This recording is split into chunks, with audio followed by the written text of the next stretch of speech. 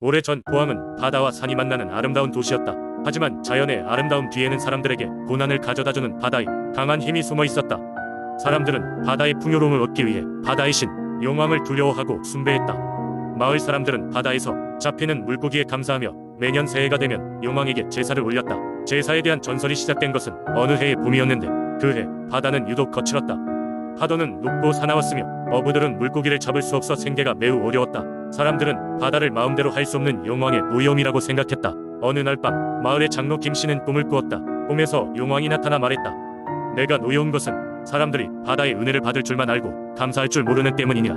내게 정성을 다해 제사를 드린다면 나는 다시 풍요로운 바다를 허락하리라. 장로는 꿈에서 깨어나자마자 마을 사람들에게 이 사실을 알렸다. 사람들은 김씨의 말을 듣고 마을 회관에 모였다.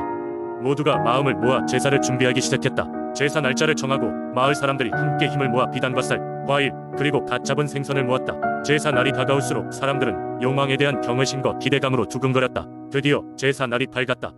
사람들은 바다로 가서 제물을 바치고 용왕에게 정성 어린 기도를 드렸다.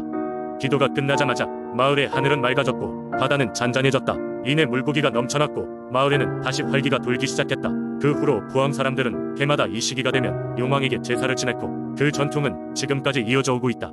이 이야기는 단순히 고난을 극복하는 지혜로운 방법이 아니라 인간과 자연의 조화로운 관계를 지속적으로 유지하는 데 필요한 감사와 존중을 배우게 하는 중요한 교훈이 되었다. 오늘날에도 포항 사람들은 이 전설을 떠올리며 자연의 혜택에 대한 감사를 잊지 않도록 서로에게 상기시킨다.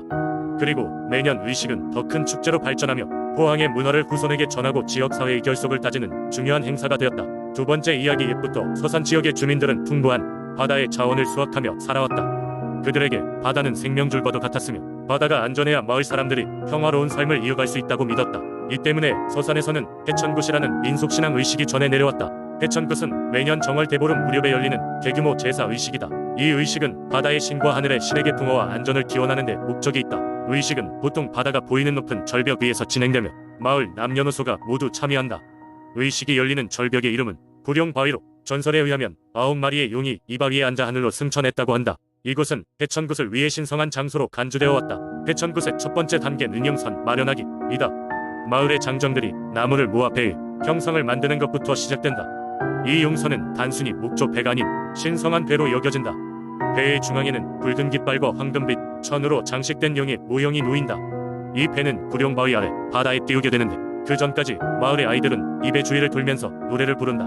이 노래는 지역의 독특한 구전에 기반을 둔 것으로 바다의 신이 마을의 행복과 번영을 가져다 주리라는 내용을 담고 있다.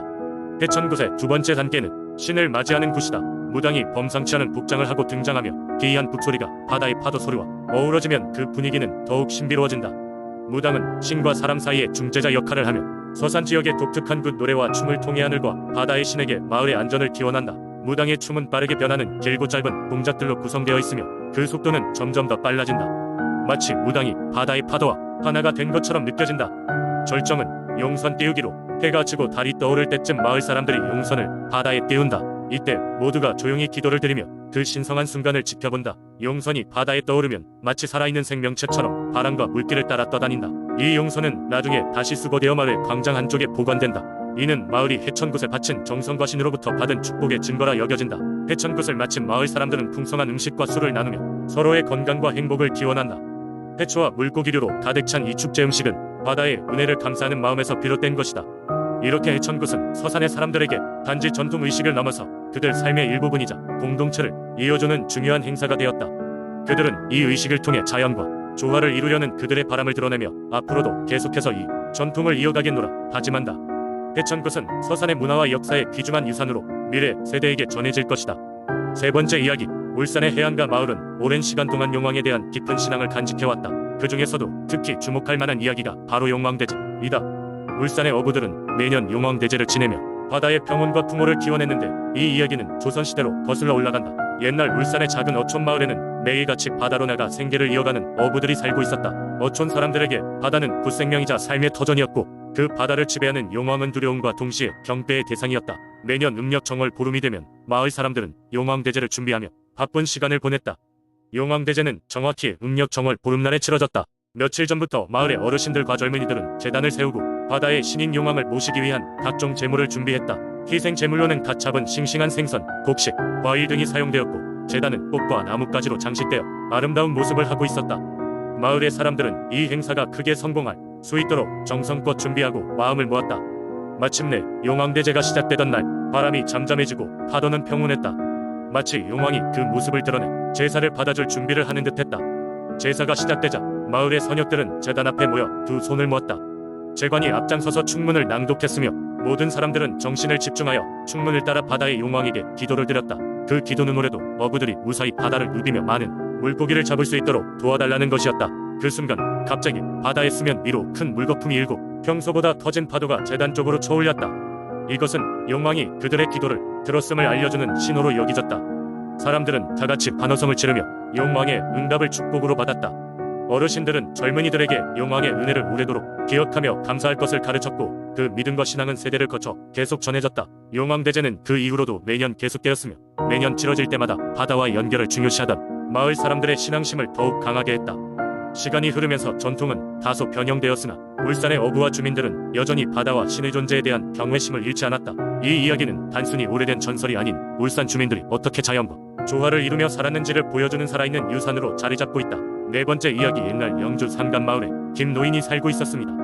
그는 마을에서 가장 부자인 사람으로 알려져 있었지만 그의 부와 벼락치기는 항상 비밀에 가려져 있었습니다. 김노인은 오랜 세월 동안 가마솥을 이용해 마을 사람들의 곡물과 재물을 관리하곤 했습니다. 이 가마솥은 특별한 유래가 있었는데 전해지기로는 그의 조상이 어느 날 밤산에서 까마귀 떼에 쫓겨 산속 깊숙한 곳으로 들어갔다가 발견한 물건이라고 했습니다. 그 후로 김노인의 집안은 갑작스럽게 부자가 되었다고 합니다. 촌 사람들은 김노인이 사용하는 가마솥이 조금 이상하다고 느꼈습니다. 그들은 소문으로 가마솥 귀신이라 부르며 김노인의 부가 어디선가 온 것이 틀림없다고 수군댔습니다. 한 번은 마을의 젊은이들이 김노인이 없는 틈을 타 그의 창고에 들어가 가마솥을 끌고 나가려 했습니다.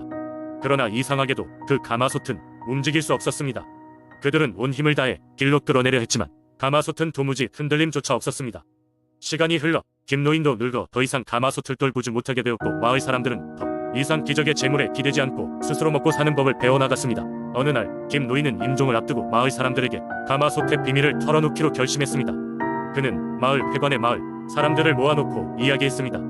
이 가마솥은 단순한 도자의 물건일 뿐이야. 중요한 건 사람들이 스스로 일구어낸 부지런함과 협동이란다. 그의 말을 들은 마을 사람들은 그동안 의무지와 믿음에 민망해 할 수밖에 없었습니다. 김노인이 세상을 떠난 이후 마을 사람들은 그의 집에 남겨진 가마솥을 열어보았습니다. 그러나 그 속에는 아무것도 없었습니다. 그제서야 사람들은 김노인이 그저 가마솥을 심리적인 지주로 삼아 마을의 단합과 부지런함을 북돋아주었던 것임을 깨달았습니다. 이후로 마을은 김노인에게 감사하며 그의 가마솥을 마을 귀신이라 불렀고 모든 사람들은 부지런하게 농사를 짓고 서로 돕는 온화한 마을로 성장해갔습니다. 영주의 가마솥 귀신 이야기는 마을 안에서 소중한 교훈이 되었고 김노인의 지혜는 세대를 넘어 마을 사람들의 기억 속에 고스란히 남아있습니다. 단순한 물건에 얽힌 신앙은 어느새 마을 전체의 유산이 되었습니다. 마을은 영원히 김노인의 이야기를 전하며 부지런함과 협동의 가치를 가르치고 있습니다. 다섯 번째 이야기. 옛날 옛적 한국의 어느 깊은 산속 마을에는 산신령을 숭배하는 독특한 민속신앙이 전해 내려오고 있었다. 이 마을 사람들은 산신령이 산과 자연을 다스리는 위대한 신령이라고 믿었고 그의 은혜로 농작물과 가축들이 번성한다고 여겼다. 그래서 매년 가을 풍성한 수확을 기원하며 산신제를 크게 열곤 했다. 마을 어귀에 우뚝 솟아있는 오래된 느티나무 밑에는 산신각이라는 작은 사당이 있었다. 마을 사람들은 산신각에 들러 작은 돌탑을 쌓고 가족의 안녕과 마을의 평화를 기원했다. 그 중에서도 산신제를 주관했던 이는 마을의 지혜로운 여인이자 산신령과 소통할 수 있다고 알려진 할머니였다. 어느 해 마을은 극심한 가뭄에 시달렸다. 계곡물이 말라붙고 논밭은 가뭄에 갈라졌으며 주민들은 당장 먹고 살 걱정에 휩싸이게 되었다. 절망한 사람들은 산신각을 찾아 산신령께 간절히 비나이다. 하지만 아무런 응답도 없었다. 그러자 한밤중 할머니는 홀로 산신각을 찾았다. 그곳에서 그녀는 산신령께 올리는 특별한 제물을 준비하고 오랜 기도를 시작했다. 그런데 이상하게도 바람없는 정적 속에서 느티나무 잎이 살랑살랑 흔들리기 시작했다. 할머니는 그 흔들림이 마치 산신령의 숨결 같았다. 그러한 징조를 수상하게 여긴 그녀는 자신의 오래된 동전 몇 개와 새로 짠 삼배천을 산신령께 바치며 다시 한번 간청했다. 그 순간 작은 짐승 울음소리처럼 고요한 속삭임이 그녀의 귀에 들려왔다. 그것은 틀림없이 산신령의 목소리였다.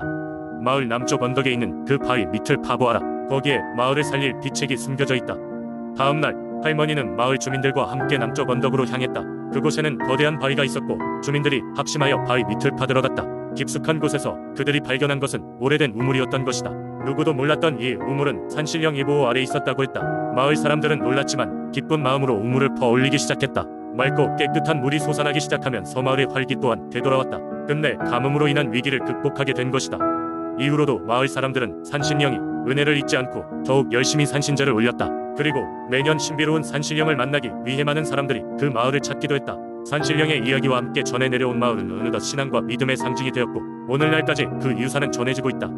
산신령과의 만남은 단 한 번의 사건이었지만 그것은 마을 사람들에게 영원한 기적과 같은 일이었다.